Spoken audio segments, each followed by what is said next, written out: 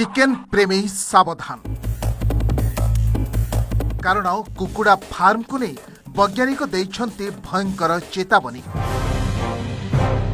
कहिछन्ति chicken रु व्यापी पारे कोरोना ठारू आहुरी भयंकर एक भूताणु एमितिकी एही भूताणु संक्रमण द्वारा निपात होई जाई पारंती विश्वर अधा लोक एकथा आमे कहूनु जड़े अमेरिकीय वैज्ञानिक एपरी चेतावनी पर सारा विश्व में आतंक खेली जाइछि।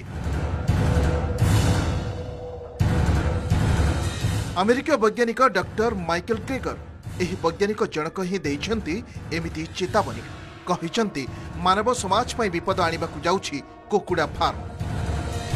आजिर ए मनीष समाज आगको भयंकर विपद को सामना करबाकु जाउछि। चिकेन रु सृष्टि हेबाकु जाउछि एक मारात्मक भाइरस। एही नूतन भाइरस कोरोना ठू भयंकर बोली माइकेल चेतावनी देइछन्ति। एबे आसंतु जानिबा कोन एही भाइरस एवं एहार सृष्टि केमिति चिकेन रु हुए। माइकेल कहिछन्ति कोरोना भूताणु पादुडी ठारू मनुष्य देह को आसीतिबा कुहा जाउछि।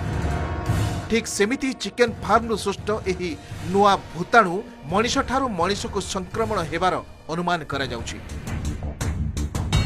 एहार ना हेला अभियान। मनीषर मांस खाइबार लालसा मानव समाज पई घातक होई पारे बोली ग्रेगर कहिसंते। विश्व मांसाहारी संख्या वृद्धि पाउथिबारु एही नूतन भूताणु द्वारा विश्वर अधारू अधिक लोक आक्रांत हेबे बोली डाक्टर ग्रेगर प्रकाश करिसंते। मानव समाज पई एहा एक बड़ घातक साब्यस्त होई पारे बोली भारतीय इंग्राजी खबर पत्रिका द वीक रे एक तथ्य भित्तिक रिपोर्ट प्रकाश पाइछि। ए संपर्क रे रिपब्लिक वर्ल्ड.com पक्षरु मध्य विस्तृत रिपोर्ट प्रकाश पाइछि।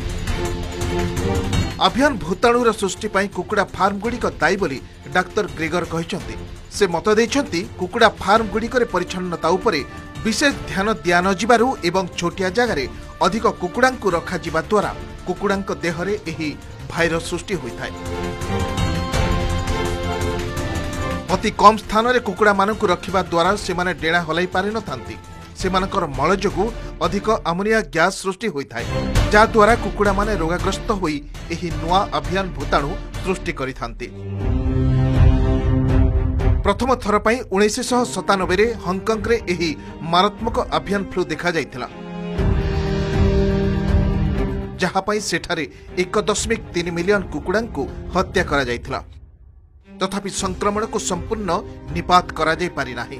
तेणु ग्रेगर कहिसंति जे पर्यंत चिकेन फार्म अछि एभली महामारी आशंका को एड़ाई दिया जाय न पारे। महामारी कोरोना रे विश्ववासी छटपट हेउतिबा बेले एबे अभियान भूताणु कथा सुनी विश्व रे आतंक सृष्टि हेलाणी। Report OTV.